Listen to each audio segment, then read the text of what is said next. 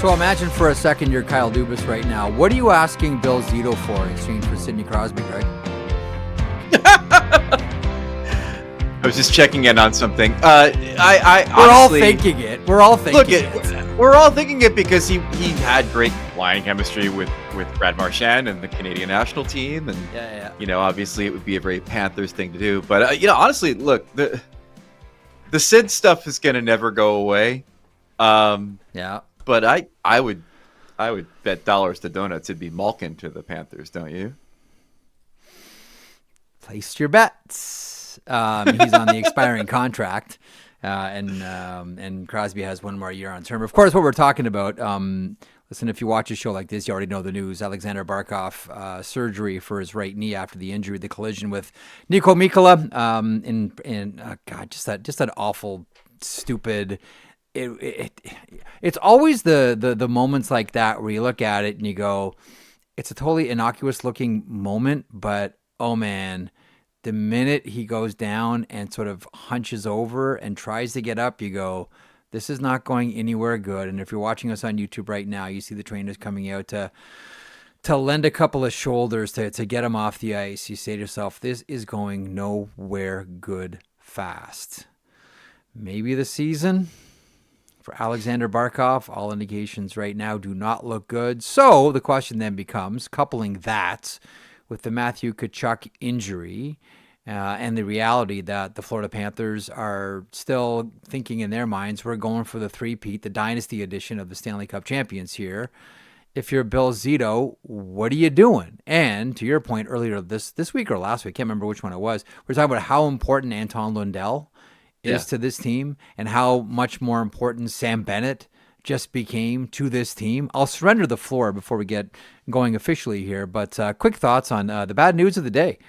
Aleksander Barkov might be done for the year. Yeah, this is not how I wanted to underscore that argument by having a real-world life example of how important Anton Lundell is to the Panthers. But again, like you mentioned, I mean, they do have the center depth to withstand something like this in the regular season. Yeah. They can't win a cup without Aleksander Barkov. We'll just put it on the table. I know there are some people that last year were making the argument about like his point totals in the playoffs and his role as a shutdown guy being over. No, they won't win shit in the playoffs without Aleksander Barkov. Yes, he's incredible. Incredible. Now, the most interesting thing about this, from a competitive standpoint, beyond the who will they acquire, speculation, is the fact that this injury occurs in a season in which the rules governing long-term injury reserve exceptions were expedited and changed instead of being implemented with the rest of the CBA for the 26-27 season. So for those who don't know, had to level the playing field, Greg, and that's from Sam Bennett. Sam Bennett himself in a not yet published interview, but leaked on this show earlier this week. Gotta watch MvsW, man. You never know what's going to pop up. Never know. So Barkov had a $10 million cap hit, or has a $10 million cap hit. So for those who don't know, the rules are that the Panthers can get full relief for that cap hit, but then Barkov is ineligible to play for the rest of the 25-26 season, regular season and playoffs. The next time you see him would be next season. That's if they want the full $10 million of cap relief. Yeah. They can get up to $3.8 million of cap relief if they simply put him on long-term injured reserve with the option to bring him back in the playoffs. Yeah. And so and then obviously you have to deal with the playoff salary cap. Then everybody on your playing roster for a certain game has to be under the cap. So we're going to find out, I guess, pretty quickly where they think this thing is going to end up. Will they able to just keep him on long-term injured reserve, him and Tkachuk? Tkachuk, we know, is coming back. Barkov, maybe they think he can come back in the playoffs. Obviously, if you want to have designs on winning a Stanley Cup, and there is a 5%, 3%, 2% chance that Sasha Barkov could come back to your team in the postseason if you last long enough, then you aren't taking the full exception. You are hoping to God that he can come back and play for you later this season, aren't you? You just try to keep your head above water. And they're good enough just to keep the head above water. Like, this isn't a bubble team where an injury to Aleksander Barkov is going to sink them for the entire season. It's not going to make things easier. You take one of, if not the best two-way player out of your lineup, and that is going to that is going to devastate you. But it's not as if the Florida Panthers aren't insulated here, right? Like, this is still a good enough team. Like, I think if you're the Florida Panthers, all you're thinking to yourself is, again, much like those Los Angeles Kings team that won those 2 Stanley Cups not too long ago, just get in and things can happen. And if you're the Florida Panthers, that is exactly what you are thinking, albeit in a division where around you there are improved teams. See Montreal, see Ottawa, perhaps see Detroit, and I still hold out some faith for the Buffalo Sabres, but nonetheless, Tampa is still Tampa. Toronto's taken a step backwards, but they're still good. I still think the team that's on the major decline here are the Boston Bruins, but we shall see.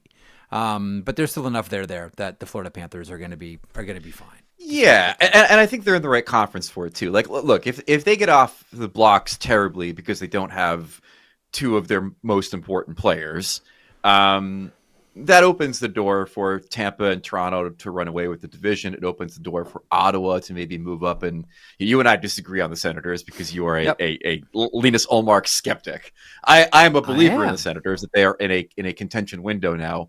And maybe they move up to take the 3rd spot. All that being said, if they're, for some reason, the Florida Panthers aren't in the top 3 in their division, I still think they're good enough to be a wild card team versus what else is in the Atlantic and what else is in the Metro that'd be vying for that spot. But the real question is whether he's going to be available for the rest of the season. And if he's not, then we start getting into the really interesting conversations on how you use that cap space to make your team better. And I think the obvious answer is you trade for Evgeni Malkin at some point on an expiring contract with a team that is dying to turn him into assets. And oh, by the way, like, you got to convince him to move, and convincing him to go to Miami, where Bobrovsky is, and play out the rest of this season with a chance to maybe win another cup is probably the most convincing argument you can make to Evgeni Malkin to not retire a Penguin.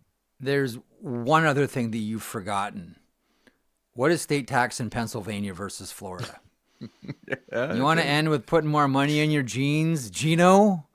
Or do you want your hockey DB to say Penguins, Penguins, Penguins, Penguins, Penguins, Penguins, Penguins? The other thing I forgot, which is incredible, is that he actually referenced the Brad Marchand situation in his preseason comments recently about thinking about his future in Pittsburgh. He said he looked at what Brad did last year and found it intriguing. It doesn't mean he's going to end up doing it, but found it interesting. What an interesting thing to do after you've spent your career with one team to go someplace else and try to win a cup. So what a weird full circle moment that would be if he unexpectedly called his shot in the preseason to eventually become a Panther. Yes. Okay. Let's get this thing going here. So that's the news of the day. Aleksander Barkov. Well, there's one other piece of this news we didn't talk about, which is something that we were all flabbergasted about what this means for the defending Stanley Cup champion. That we didn't talk about the other thing that's happening this season, which is that Finland just lost a medal. Oh, 100%. I know. This is devastating for Finland. Devastating loss. This is the lens that every injury is going to be looked through. And it's going to be an opportunity for somebody else. But man, if you're like, every Finnish athlete around the NHL is looking at this and just go, oh, total gut punch for our country. 100%. I mean, they are popping bottles of Svedka right now in Stockholm because the Finns have gone by the wayside and the Swedes have a clear path to a medal now. Yeah.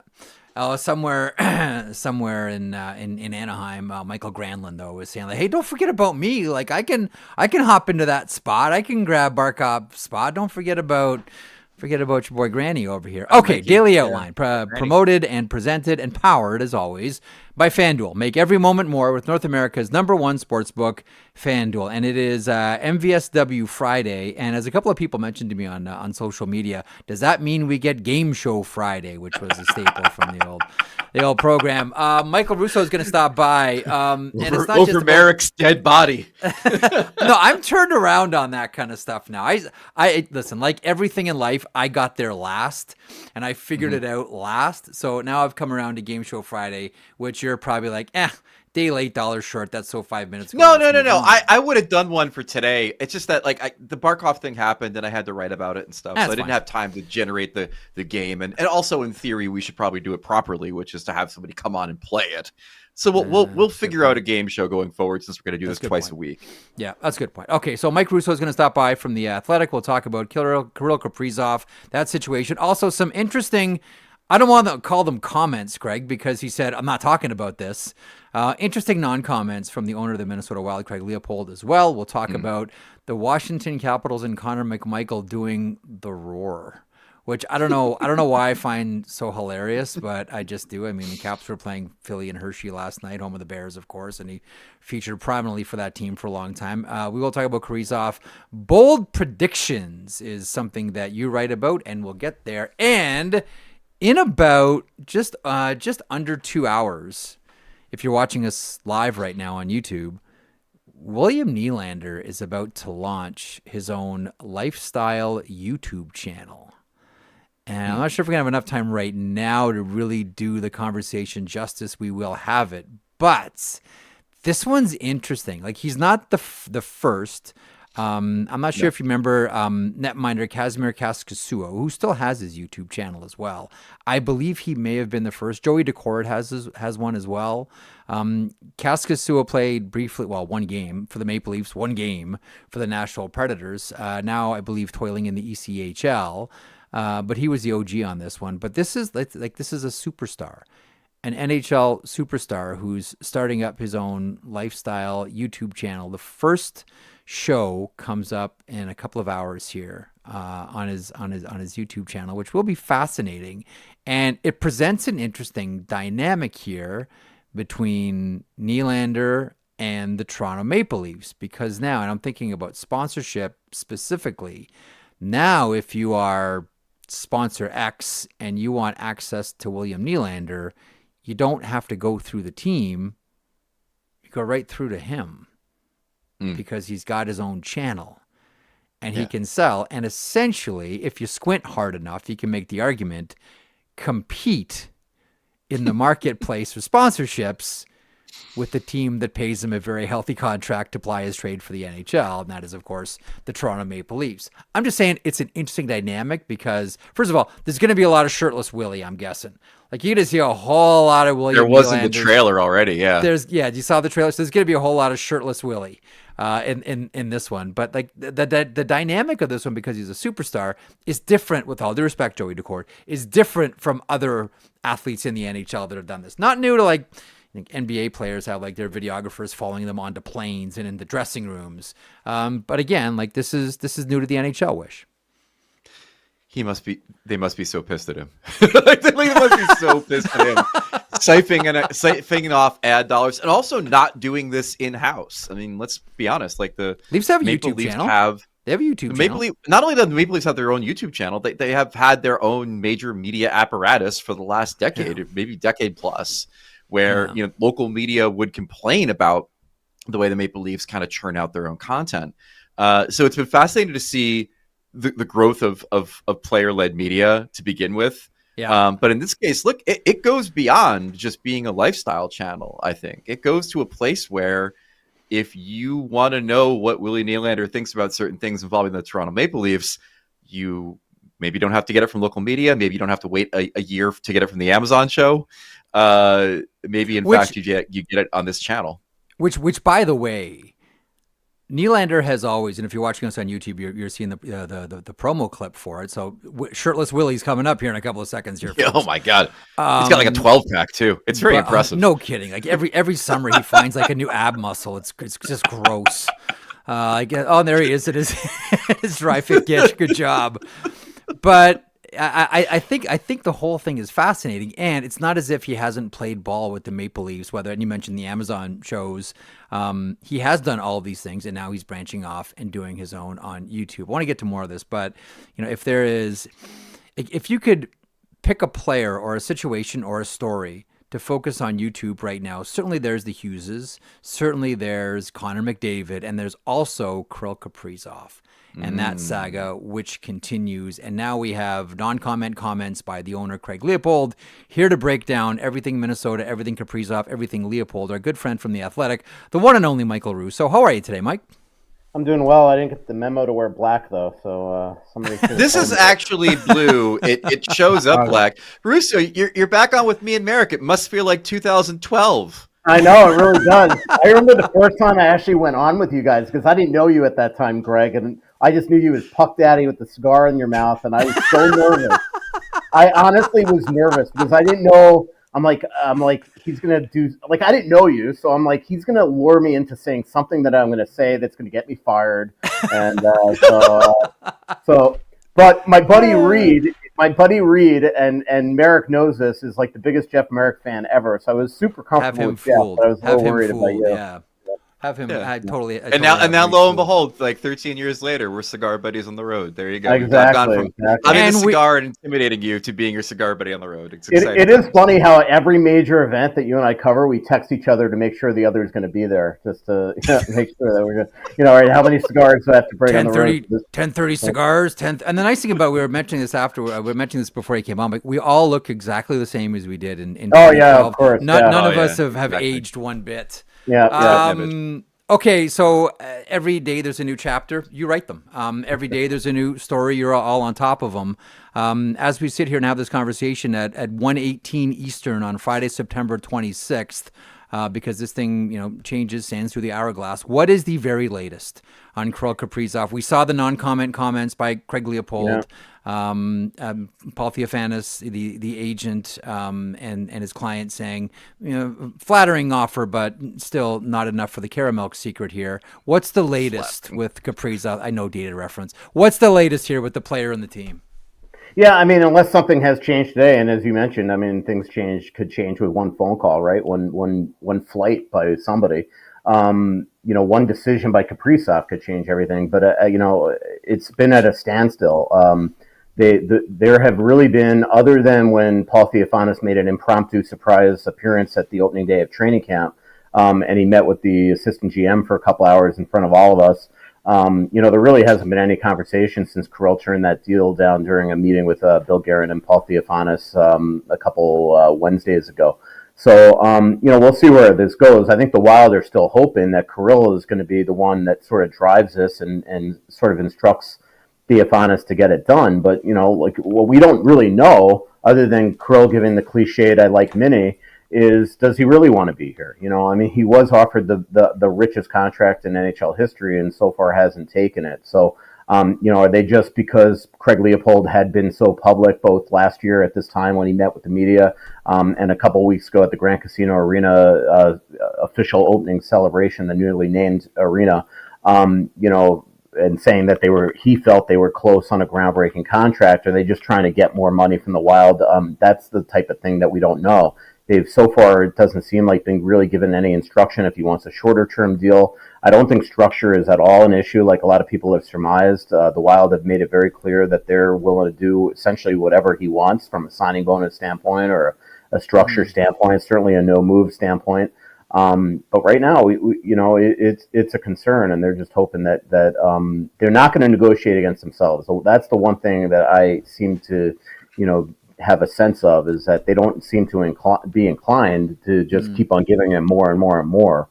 So maybe it's as simple as, everybody's trying to wait for one domino to sign with all these incredible players that could potentially be free agents next summer. We'll see. Yeah, he's the domino, unfortunately. Yeah, I know. he's the guy, and that's the thing. Guy of the dominoes. Yeah, like Wild fans seem to think like, he must be waiting for Kaprizov, for McDavid to set the market. I don't think he wants McDavid to set the market because it's very clear that McDavid, if he resigns there, is going to go and try to do something that is going to make it team friendly.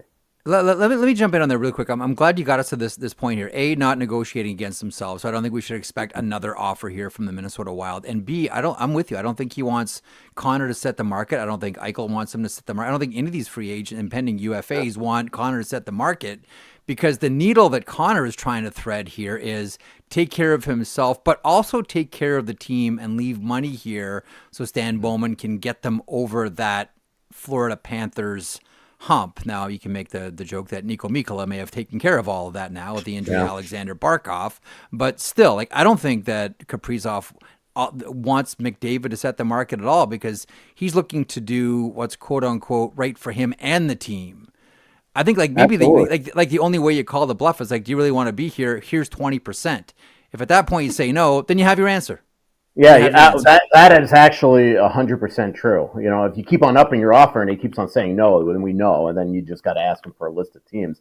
But to Greg's point, he is the domino. I think everybody else is at a standstill because they are thinking, wow, is this guy going to sign for $17 million? And suddenly Eichel and Kempe and Connor and all these guys, Panarin, are going to be thinking, well, wait a minute, I'm no longer a 11, 12, $13 million player.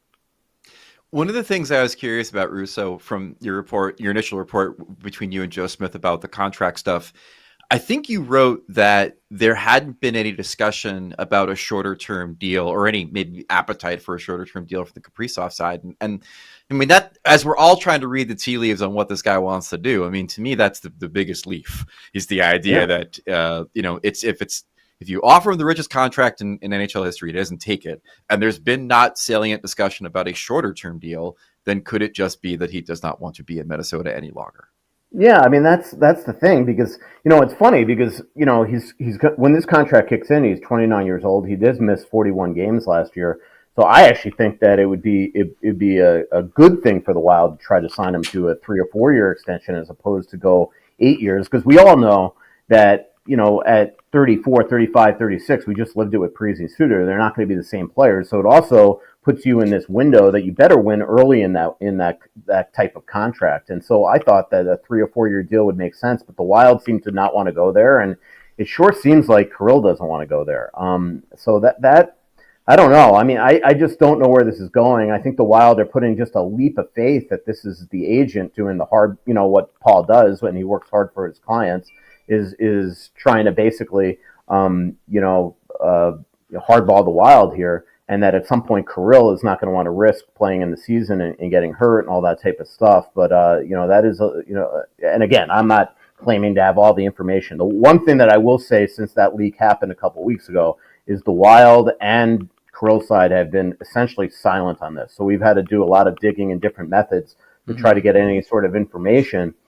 So I'm not claiming that I know absolutely everything to this exact moment, but the indications we're getting, and just the fact, I mean, you all know Craig Leopold. He is as affable, and not that he wasn't affable yesterday when he talked to the media, but he is so genuine and enthusiastic and everything about anything, any topic whatsoever. And so for him to suddenly button up on this one, you just sense that now they are starting to feel the pressure inside the organization and getting absolutely nervous about this. I can, and I feel the same way about Craig Leopold. Like it's a delight having an owner that's coming out at the beginning of every year, and it's like, oh, today's going to be awesome. I'm going to get 8 different stories. They're all going to be interesting, and I'm writing the Christmas card right now to Craig Leopold. I can remember when I was doing 32 with Elliot, we had Dubas on, and we asked him about the Nylander and Matthews and Marner, and his money quote was, "We can and we will." And I wonder if, part of that sort of haunted him a little bit. Do you think that perhaps Craig Leopold, I don't know that that'll come out and say that he regrets it, quite the opposite. Yeah. But do you think that he regrets saying, like, look, no one's going to offer him more. We can offer more money. We can offer him more term 1 year ago. Yeah, we obviously asked him that yesterday, and he says he doesn't regret it, and he thinks that things have been misunderstood. But the one thing I will say is, and I've known Paul Theophanis for 27 years, he is a great negotiator. He's a hard-nosed negotiator. And I do think when you start to, every contract the Wild have ever done so far with Kirill, the previous 2, have been problems. And so I don't know where they thought that this one was going to be any different. And when all of a sudden Paul Theophanis is seeing an owner saying, we're going to give him as much money as possible, I'm sure deep down he's like, I bet he said to Kirill, like, we're not taking anything right now at that first meeting. So we'll see. I mean, look, I don't blame Craig at all for this. He said what he wanted to say. He fulfilled that. He offered him the richest contract in NHL history. And so far it hasn't been taken. And the fact that it hasn't been taken is to me the biggest concern here, because they're just hoping that it's Paul playing hardball and not Kirill playing hardball. And the reality is that, look, there's 32 great markets in this league, and he's got the full leverage here with a no move clause. And if he's starting to at all have any doubts about the future of the Wild, if he was not enthralled with their moves this offseason, if he just thinks it'd be cool to live there, he's got that opportunity this offseason when the cap's going up, and anybody would be wanting to have him on their roster. Yeah, negotiating with the Infanos is like negotiating with the drill sergeant from Full Metal Jacket. Like, it's not a very you're not moving the guy. You're not moving the guy. But I want to, Marek had the audacity to evoke Elliot's name on this podcast. My goodness, he's been making noise about there being some level of tampering involved here, and the idea that Paul and Kirill might have an idea of something being on the table that has them so enticed to not accept anything from the Wild. What do you read into that?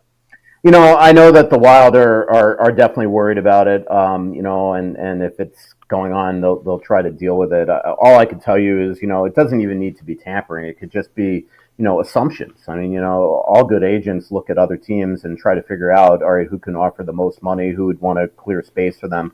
It's very clear that Kirill Kaprizov is going to be a wanted man if he ever gets to market. And there's definitely teams out there that would put out the brink truck for him. Carolina is definitely one of those teams, whether they're floating anything or not. I mean, they're a team that absolutely, we saw it last year with Renton, they want to get a big game fish, and they'll figure out a way. That Dundon would try to do that. But there's a million other teams as well that would probably, obviously cap space isn't infinite.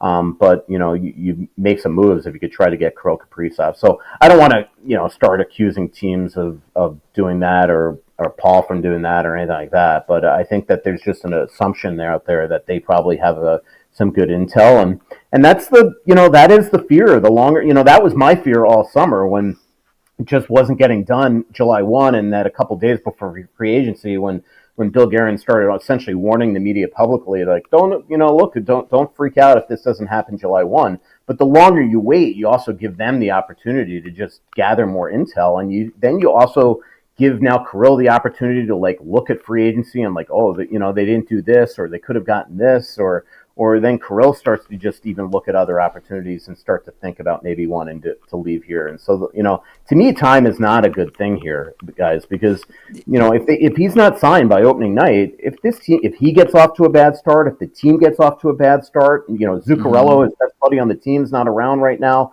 because he's injured, to me, it creates more drama for an organization, as you guys know. I mean, we all know the history of the Minnesota Wild. They can't afford that. I mean, this is an organization that right now, with a fan base that's anxious to see this team go on a run, and he is the end all be all to that. So, it's to me, if it's not done by opening night, this is going to get wild.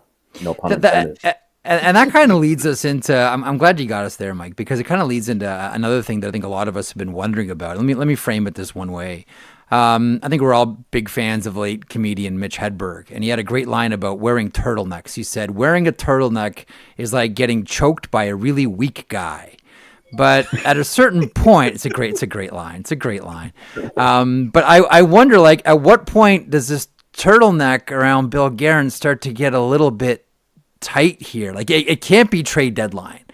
It can't be okay, now this is really uncomfortable. At a certain point, decisions need to start getting made, and I can't believe that they'll let this one sail till deadline. Yeah, especially because this is one of those moves where you need time. Now, I don't want to get make news here and all that type of stuff, but if it were me and I was Bill Guerin, I don't even think you ask for the list yet. I think you start. If it looks like it's going nowhere, I think you have to be the one to start initiating. I don't even think he needs to initiate. I think teams have already started to reach out to him and say, if this goes nowhere, just remember we'll be interested. I mean, obviously we know one team that suddenly is going to go into LTIR today Kirill would probably would love to go play for. But if I were Bill, I would start having those conversations and try to figure out what the best possible offers are with multiple different teams, and then at that point, you go to Kirill and say, all right, where are we? And here's what I got. And then you make your moves. But look, I've covered this team since 2005. I've lived the Marian Gaborik situation here. That was Craig Leopold's first year as the full owner of the team. He bought the team the previous winter. It was his first real season. And that August, they offered him a 10-year, $80 million contract, which is what we've reported. So I've sort of made it fact. But that's what I remember it. That's what I remember it being. I think Marion sometimes doesn't like that I've made that fact. But then 2 games in the season, I remember this like it's nothing. We go to Atlanta. I go down to Florida. We're at a practice at Office Depot Center at the time, and he's playing sewer ball and gets hurt. It was the beginning of Cal Clutterbuck's career. Cal Clutterbuck came up and basically never left in Game 3. But so Game 2, he gets hurt between Games 2 and 3. He doesn't come back for 2 months, exactly 2 months. He plays 4 games before the Christmas break. And next thing you know, after the Christmas break, he has hip surgery with Dr. Philippon in Vail. And he comes back after the trade deadline.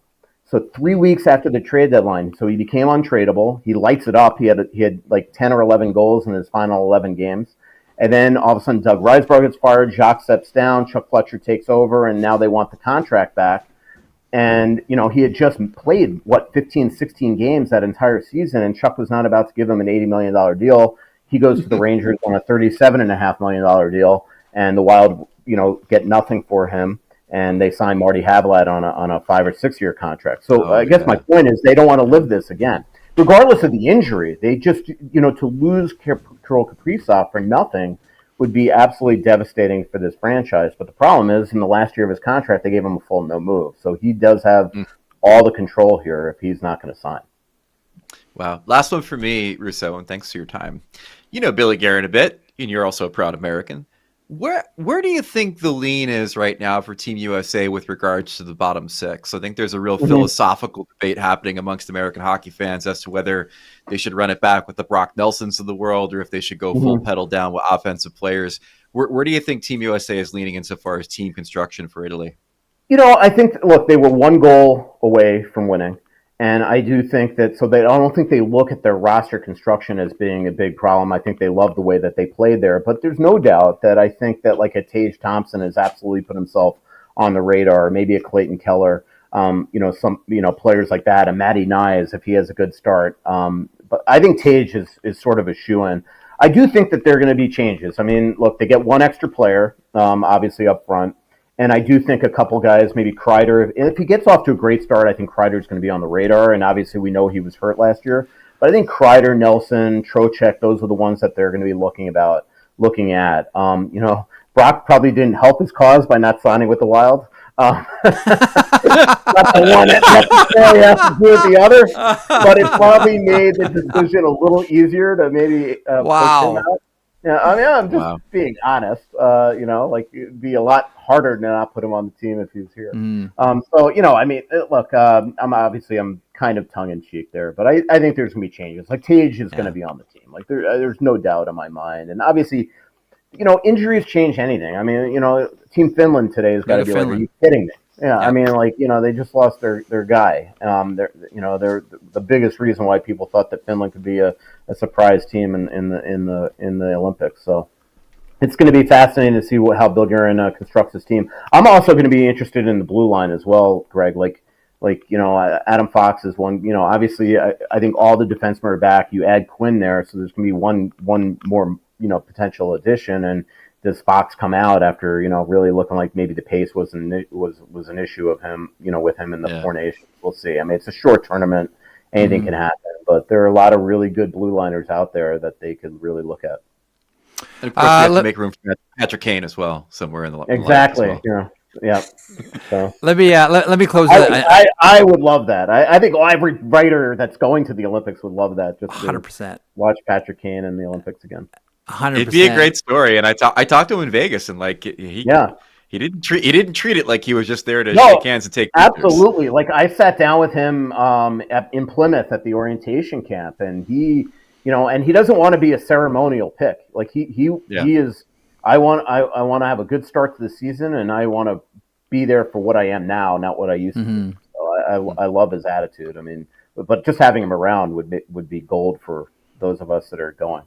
Fantastic story. Let me close with a non-Kaprizov Wild question. Last one for you. We'll let you get on with your day.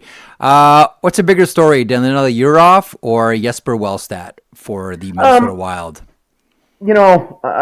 Probably Wallstedt, just because they have so many back-to-backs this year. They are going to need him to play games, and And he's going to have to be much, much better than he's been so far in his pro career. He's had a really good camp. I thought he was really good in Winnipeg. Gave up a couple early goals, settled in, and then last night he was outstanding. He's not, he gave up no goals, and then Halabai came in and gave up the rest in that game that they blew a 2-0 lead to Dallas.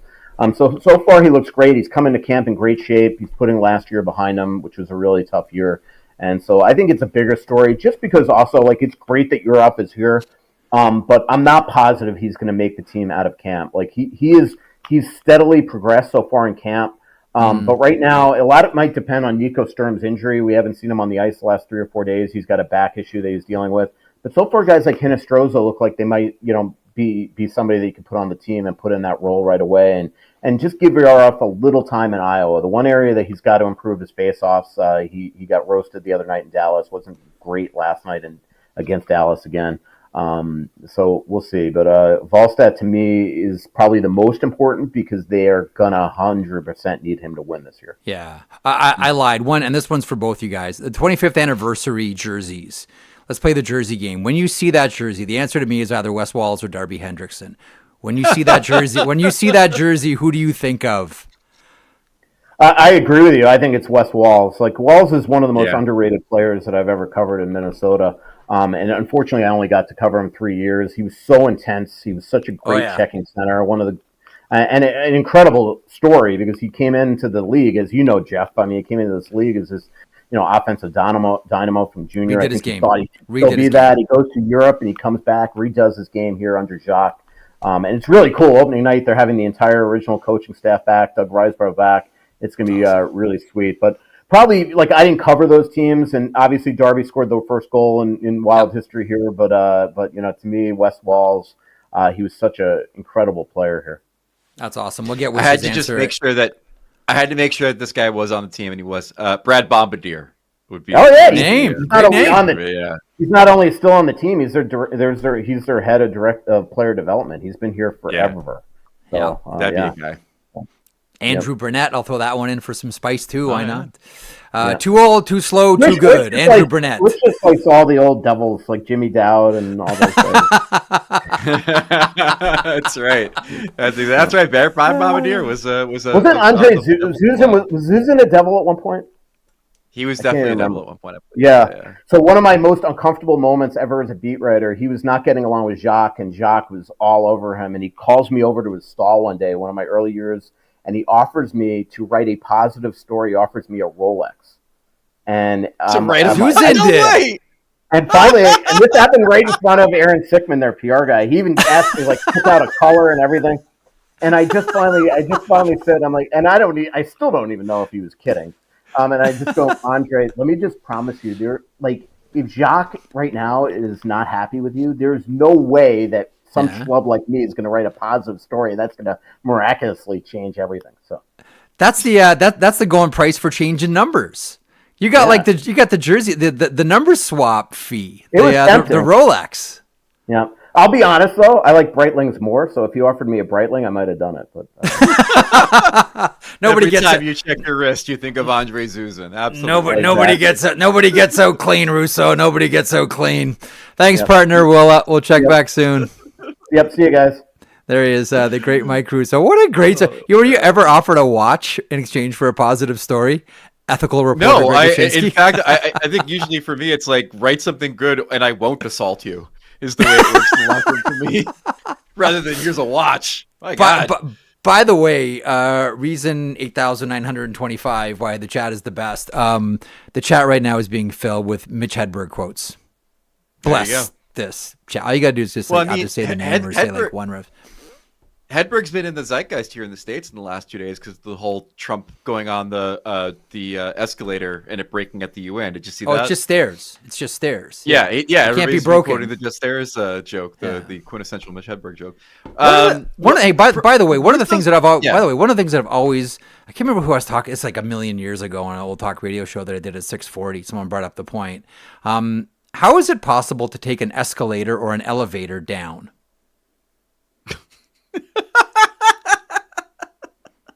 By definition, so you're escalating or elevating. How can you take one down? Yes. You're saying it should be an escalator and then a de-escalator. Or something like that. Correct. Correct. An elevator and a descender. We've never thought about it, and it's along the lines of like, the goofy stuff like, drive on a parkway, park on a driveway. Why, if they're all together, why are they called apartments? But the other one that's always stuck with me is always, how do you say, I'm going to take the elevator down? How does that make any sense? I kind of like it. I'm gonna now if I'm on like the 12th floor of a Wallstedt, I'm just gonna be like, "Where's the descender?" They're like, "What?" Yes. What are you talking about? See what happens. Can't escalate. So down. what did you? All right. What does your Spidey sense tell you about what Russo just told us about Kaprizov? I think that Paul Theophanous has in his mind a drop dead date, and they're not there yet, and they're going to try to see where the Minnesota Wild get to by that date. That is my instinct. But here's a question that I don't understand. And I understand what you're saying. Get to what? They offered him the richest contract in NHL history. Yeah. Like, yes, it's either correct. You take the richest contract in NHL history, okay, or you don't want to be there, isn't it? No, it's not. Because do you think that is, again, this comes back to like, does Paul Theophanous believe this is the best offer from the Minnesota Wild? Like right now, you're gonna get into a game of chicken, right? Because if you're the Minnesota Wild, you want Theophanous and Kaprizov to think that this is the ultimate best answer. And at this point, you're just negotiating down. That the best offer has come and gone. How many times have you heard that during lockouts, for example? Oh, we made our best offer yesterday. And every day that goes by, the offer gets worse, right? Unless you believe, like if you're Paul Theophanous, you believe that is not their ultimate best answer. First of all, there's no pressure for Kaprizov to sign right now. There's none. No. He's still under contract. Still now. There's always the threat of injury, etc. And this is, the team can offer aid and they can offer an incredible amount of money for this player. But I think that, like most negotiations, I don't think that in Theophanous' mind they've hit a pressure point yet. It's more, put it this way, it's more stressful for Minnesota than it is for his client. So him and his client have the hammer right now. I'm a player's guy. I'm a secure that bag guy. If you're a player, go out and get you yours. Mm-hmm. You play under a salary cap, get everything that you can. But at some point, Marek, yeah, like, don't you have to have the McDavid conversation of, we've already offered you the richest contract in NHL history. How many more millions do you want to take away from our ability to build a team around you that could actually contend for a championship? Or is that not even front of mind for Kaprizov? I don't know. But like when you've already gone that high, like, what is the sense of squeezing a little bit more out, unless it is to just like be selfish about it and not think about the way it's going to impact the rest of the cap for your team?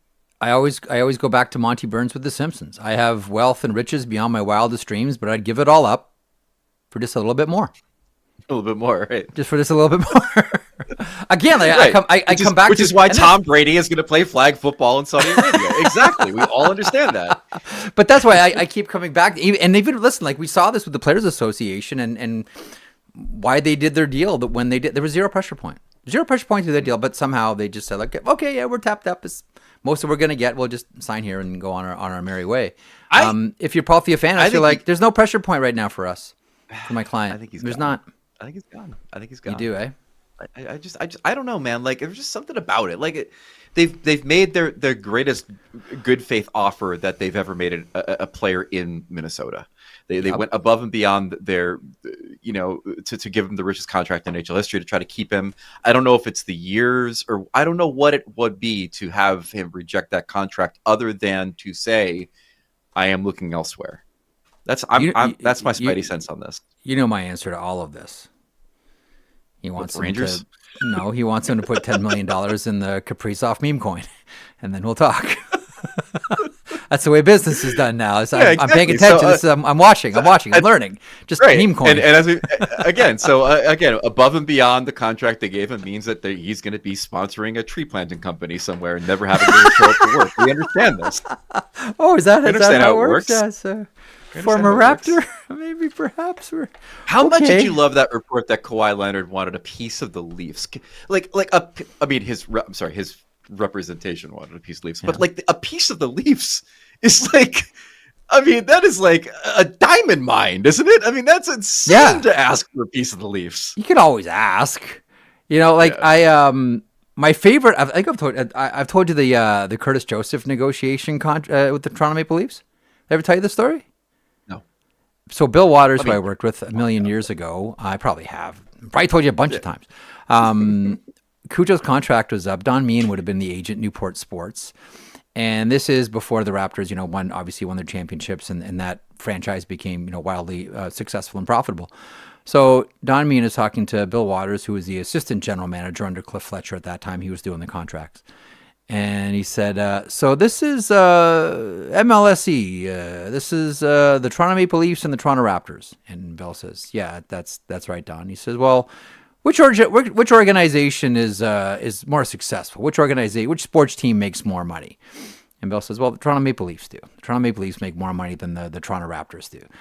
And he said, oh, well, who's more important then to the overall financial well-being of MLSE? My client, Curtis Joseph, or Vince Carter?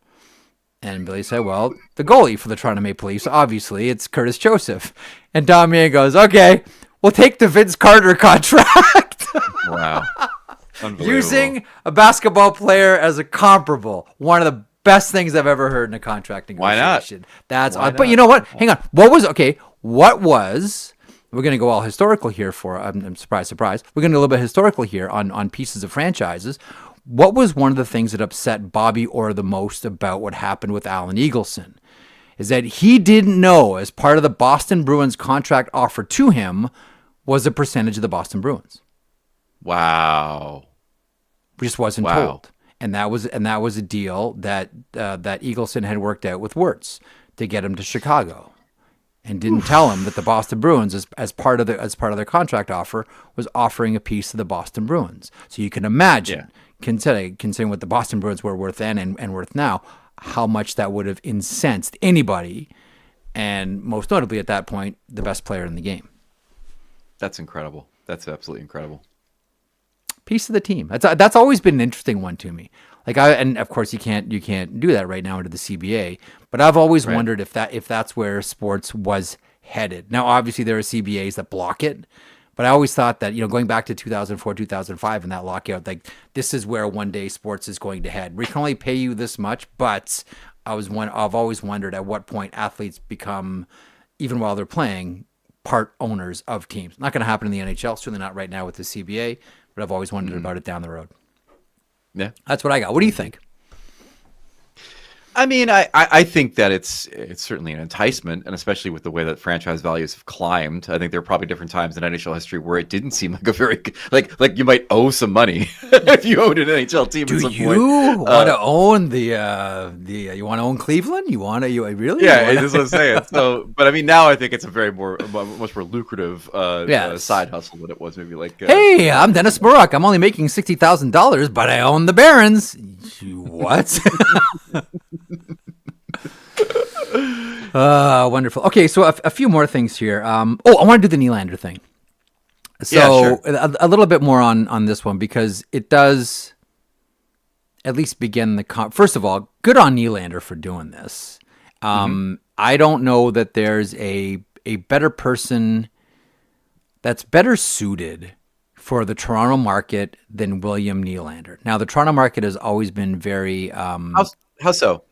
Because he is impervious to criticism. One of the things that I think we've all marveled at is how it just bounces off him, and he doesn't give a fuck. He really doesn't. Like, honestly, criticism bounces right off William Nylander. Doesn't care. I'm going to go ride the subway.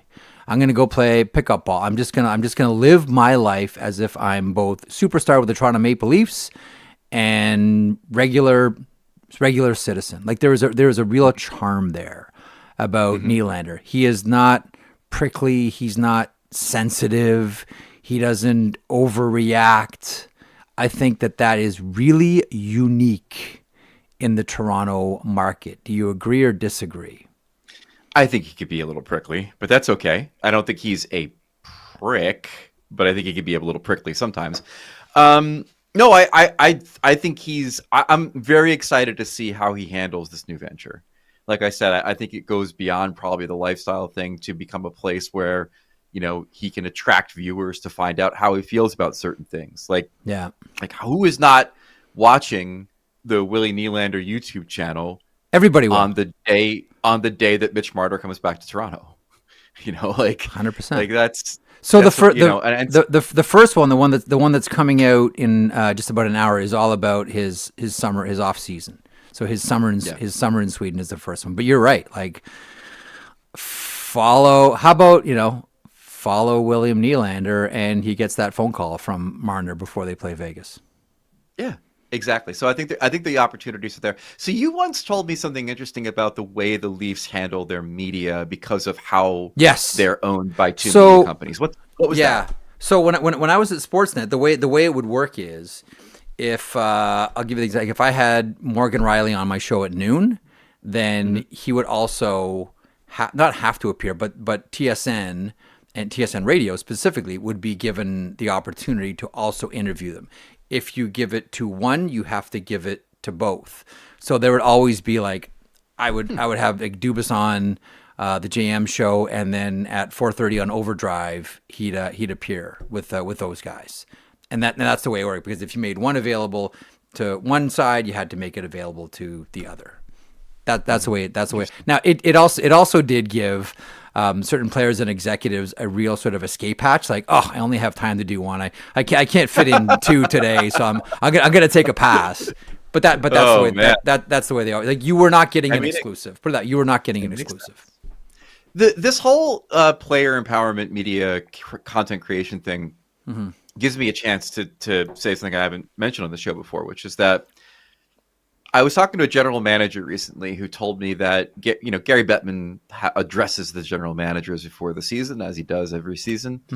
And one of the points of emphasis, real points of emphasis that was so emphasized that this GM decided to share it with me, was that Gary Bettman wants there to be more access inside the locker room during very sensitive moments across the league. Don't kick the cameras out is basically the vibe right now. And I thought about that. I've been actually watching some preview episodes of the Amazon docuseries that'll be coming out next month again.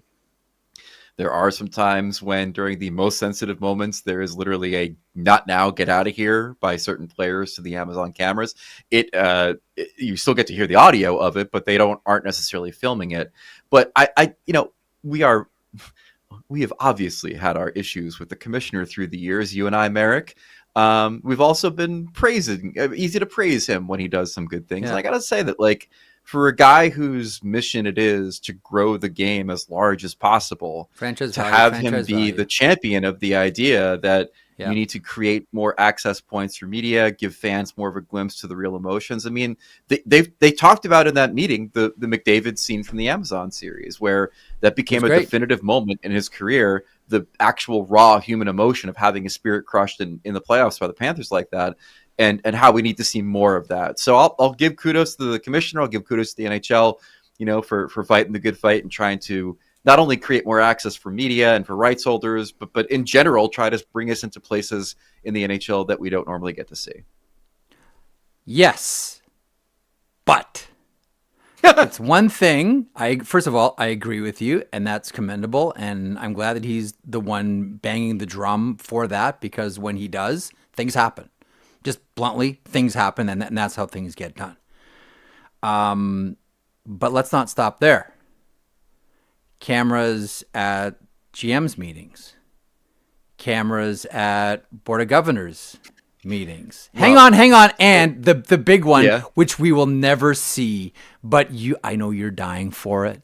I know you watching right now or listening are dying for it. Cameras in arbitration rooms. Well, the one camera thing that is money. See, that would be painful on a number of levels. The one access point that's kind of interesting right now, Marek, is access to the discussions between the on-ice officials in the war room. I don't know if you're cognizant of this, but apparently in European soccer, we do get to hear the discussions on video reviews. They recently had that. In college football, they recently had open mics between the referees and the war room on video replays. It's great. I don't think we will ever get it in the NHL because of the candor of the conversations with regard to that can always change. That can always change. that can always change. On the ice. I'll tell you what. Hang on. That's where the trend is going, and I do wonder if we're talking about like opening up the league more, if that's where they end up going. I love it. Honestly, like ask any fan, like, do you want to hear what they're talking about right now? Is there anybody that's going to go like, nah, I'm really not interested? But we did this once. So at Sportsnet 1 year when we had the CHL package, the Canadian Hockey League, the junior package, there was 1 year where they allowed us to broadcast the audio of the conversation between the official on the ice and the war room for calls. And it was fascinating. It was fantastic. It was, but hang on, it lasted 1 year and then it got shut down. Because you want to talk about making things really, really. Now, also the officials in that situation will push back. Look at what happened when they put cameras on the helmets, and the ref cams were like really cool perspective. Like, wow, that's really neat. That's interesting. But the referees pushed back and said, "A, we need to be compensated more because we're here to officiate the game. We're not the product, and this isn't our job." You and I are dancing around the large senior level elephant in the room, which is that you probably couldn't do this gimmick in the NHL until Colin Campbell retires. Okay, so let me ask you this: now we've talked before about setting up wins for the next commissioner or the next Coley Campbell for whenever they take over. I wonder if the next Coley Campbell is Brendan Shanahan. I mean, that makes total sense. If it does, and if it's Brendan Shanahan, do we get what you're talking about? Because you would certainly get more progressive thinking than we've had the last 20 years, Marek. You would. Would it go? I mean, I cross my fingers and say, yeah, I hope so. Like if Shanahan becomes the next Colin Campbell, would it go that far? Because that really is a step that the NHL has been uncomfortable to make. We would probably also get more well-written emails. The other thing I want to say is that and this is free advice to my friends at Turner. You guys have a network called HBO Max here in the States. Go ahead and take one of your games every week, throw it on Max. Keep the mics open. Maybe even have some of your commentators be a little loose with the language as well. And give us one NHL uncensored game every week, or maybe one every month. And I guarantee effing to you that it will be a sensation amongst the fans. Yeah, I just don't know that players want those things living forever. 7-second delay. I don't listen from a fan's point of view. Yeah, sign me up all day long. Absolutely. 100%. I think that would be a pushback from the players. That would be interesting to hear the players, the PA point of view, because they're all about more access, show the personality. Okay. Let's hear the salty tongues. Let's hear what goes on. That would be Matthew Tkachuk going, sign me up, and everybody else going, do not sign that man up. Do not give that man a pen. Take that pen out of Matthew and Brady Tkachuk's hands right now. We do not need that in this league. Thank you very much. All right, we're going Broadway here. This one's going real long. Listen, you have a wonderful weekend. We ran out of time today to do some predictions, so we'll do that next week. But before we go, Zach, throw up the McMichael highlight real quick. I love this. I'm such a sucker for this kind of stuff. So the Washington Capitals are playing a preseason game at the Giants Center, the home of the Hershey Bears, legendary American Hockey League franchise, as we all know. And Connor McMichael, who plied his trade with Hershey for a while, scores a goal. He's going to feed Protus, right? The kid looks him off and scores short side anyhow. Beautiful move by Connor McMichael. It's a 2-on-1. I think everyone thinks he's giving it to Protus. Not so fast. He reads the lean. He goes above the blocker. But then the best part of it, he brings back the roar. Roar! That's the bear. I don't know why I laugh so much. So the roar was a thing that they did in Hershey. McMichael obviously played there for a long time, and it was sort of their team thing was to give the roar. And it reminded me that in Major League Baseball, one of my favorite things about Major League Baseball right now is that all the teams have their own little I don't know, victory thing that they do. Like if a Met reaches base, he does a little whoop kind of thing, and gives it to the dugout, and the dugout gives it back to them. I'm all fine, and let's do that in hockey. Let's have, I mean, if McMichael gives a roar, the other guys on the bench go roar, and then we're all roaring at each other, and it's adorable. And I'd like to see more of that. It's completely adorable. I love it. I don't know. First of all, he's a perfect guy because he's loved in Hershey for all the obvious reasons too. And it's a new sort of twist on what you're doing going down the train. Going down the bench. I love it. Count me in all day long. Glad that one tickled you under the chin too. How do you feel if you're Alexi Protas at that moment? Just got the big look off by Connor McMichael on essentially what started as a 2-on-1 and was a 2-on-0. Like, I'm taking the shot. Then I'm doing the roar. This is all about me. Camera on me. Good on Connor McMichael for that one. I absolutely loved it. All right. You are released for the weekend to behave as you see fit. Yeah. Conduct yourself accordingly, Greg Wyshynski, as a mature citizen, and we will talk to you on Tuesday. Everybody have a great weekend. Interesting times in the world of hockey as usual. Mm-hmm. And I thank you for being so kind as to move the date of the second MvsW from Thursday, where it usually will live, to Friday this week. So I was able to hang out with my former college roommate and I was going to see how'd the drinking go yesterday. I forgot that. I should have so he lives in Seattle, and we actually were reminiscing about a story that I wrote for ESPN that I completely forgot about the hockey bar that was up there, and then it was a whole thing about trying to save this hockey bar. Oh, yeah? And apparently I reached a legendary status for a short period of time among Seattle hockey fans. I think the place might have ended up closing, but that I didn't have to write that part of the story. Okay, well, yeah, you wrote the happy fun part that made you look like a hero. the fun let's fight the man part of the story. Yeah, that never happened afterwards. Exactly. Yeah, we've moved on. Oh, but he also, by the way, he also agrees with us that the Kraken should tear it down. Really, eh? But how are you tearing it down at this point? Like, you're already loaded with kids. You're already trading everyone on an expired. You're trading everyone on an expired contract, like Schwartz and Eberle, and then you're trading everybody that has another year left on their contract. Adam Larson, Vince Dunn. You could definitely still need players. You still need players there. To what end? We've seen, like, what's that? To what end? To what end? Like, you get a room full of kids. All of a sudden, you get that Oilers squad they used to have on the wall, earned not given, and everybody looked around the $6 million contracts for guys who hadn't pissed a drop. Like, you need to be able to do so. You need to have like some players. Like, I do understand. And you know what turned them around? McDavid and Draisaitl. And how do you get those guys? Not by having Vince Dunn on your blue line. Tell you what. If you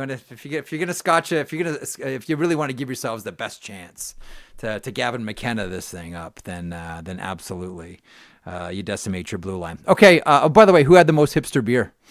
I'm guessing the Seattle guy. Seattle. If you must know, Marek. Yes. We went to an Italian place for brunch. They had a prefix menu. Very exciting times here in New York to get a prefix menu for lunch. And then he was like, "What sort of beer can I have?"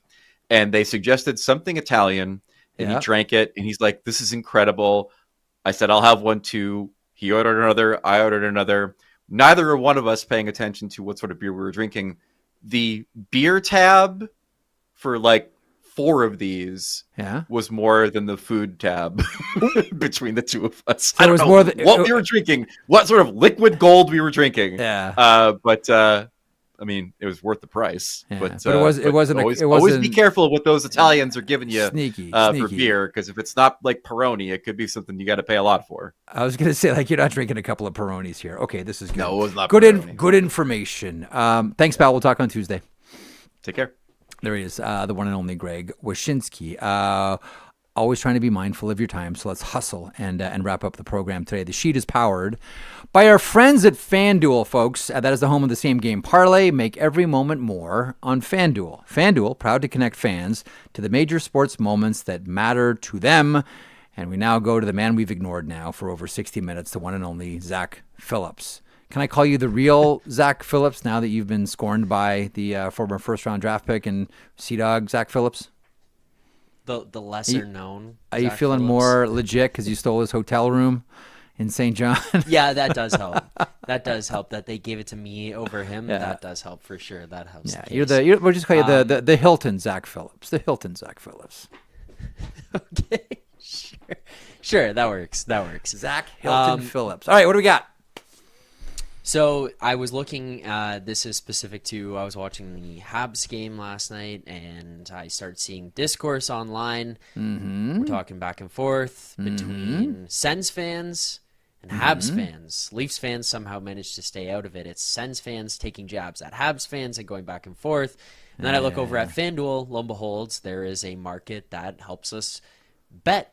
You want to put your money where your mouth is, you can do so over on FanDuel, and that would come in the market of a player head-to-head. Who has more points this season, Lane Hutson or Jake Sanderson? Jeff, before I tell you what the odds are on this, man, who would you think would be favored for this right now? I'm putting you on the spot. You can pass if you like. I love Jake Sanderson. I'll take, even though Noah Dobson, although he's hurt, Noah Dobson is going to take some of the power play minutes away here. I'll still take Lane Hudson. Oh man, I love Sanderson though. I'll take Hudson. I'll still take Hudson. So it's very close on FanDuel, but it is Lane Hudson who's favored -132, Jake Sanderson +106 right now for who scores more regular season points this season. I just thought that was kind of fun. Like, that's interesting. That's a good one. Yeah. I was reading on Twitter, and it's like Lane Hudson makes a move, loses the puck, and then instantly there's Sens fans blowing up Twitter. Not Leafs fans, Sens fans. This is a Leafs-Habs game. Blowing up Twitter, being like, "Oh, this Lane Hudson guy overhyped." Like, what the hell are we talking about? It's preseason. Let's calm down. Okay, so come on. But there's one thing though in that game that I think both Montreal and Ottawa fans can agree upon, and you know what that is? That Demidov pass. About netminders? No, that Demidov pass to Laine on the power play. How many times? Disgusting. And both Ottawa Senators fans have seen this. Montreal Canadiens fans have seen this. New York Ranger fans have seen this. Pittsburgh Penguins fans have seen this. You know what that is? That's Kovalev. Like, that was the first. Like, honestly, that was the first time that because even Max Lapierre was telling us yesterday in the comparisons, and we were talking about Kovalev, etc. That move we've seen a million times from Kovalev, and the way that he draws defenders in, even on the power play, that was the first time where I went like, I've seen that a million times from Kovalev. Holy smokes, that's Kovalev. And like, Laine's got like the easiest one-timer of the night of all the games. And Sens fans saw it, Montreal Canadiens fans. So you can come together around Ivan Demidov, although he plays for the Habs, and knowing that you just saw a move that you probably saw a million times in Ottawa and Montreal. So mine was a little bit different because my perspective on it was a little different because I saw Kovalev, obviously, so I'm familiar, but not enough for me to like watch that Demidov play and be putting him in the shoes of Kovalev, like how you're saying, like that comparison. Yeah. But mine was the other player that Max brought up yesterday, and immediately, as a Leafs fan, having to watch that, I went, "Oh fuck, Kucherov." I saw the pass and I was like, "Oh no."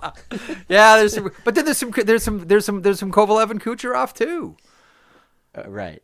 Like, I don't know. Maybe I just loved Kovalev too much, but how could you not? I mean, he didn't bring it consistently. He had to be inspired. The muse had to be upon him for him to perform. Blah, blah, blah, blah, blah, blah. But man, when Kovalev wanted to play, there was no one better. There was flat out nobody. When he was in his prime and he wanted to play, no one was better. And that Demidov pass, man. Disgusting. That was Kovalev. Disgusting. Kovalev, 100%. All right, I want to close the show today in one very specific way and on a very, very sad note, and it affects my community here in Stouffville in a very profound way. And that's the passing of Mikey Robinson, who's someone, man, I used to see Mikey at the gym all the time. When my family moved up here in 2012 in Stouffville, that Stouffville Spirit team won the OJHL championship, and Mikey was a big part of it. And he went on to play with the Niagara Ice Dogs of the OHL. Mikey was murdered on Wednesday in a senseless, it seems like, drive-by in Sheboygan Falls, Wisconsin. our thoughts to his family, certainly his wife and their newborn 1-month-old daughter. Absolutely senseless tragedy, the victim of senseless gun violence. I saw that smile about 1 million times at the gym when we were at the same spot together. His passing has completely shook our small community here in Stouffville.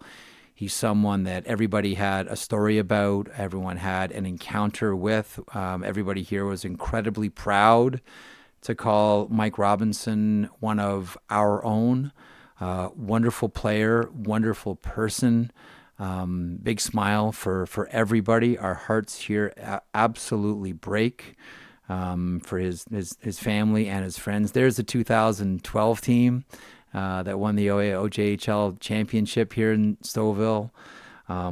There is a GoFundMe that's been started for his family, for his wife and their 1-month-old daughter. If you can, please donate and help out the Robinsons. This wonderful, wonderful young man taken way too soon. Bless the Robinson family.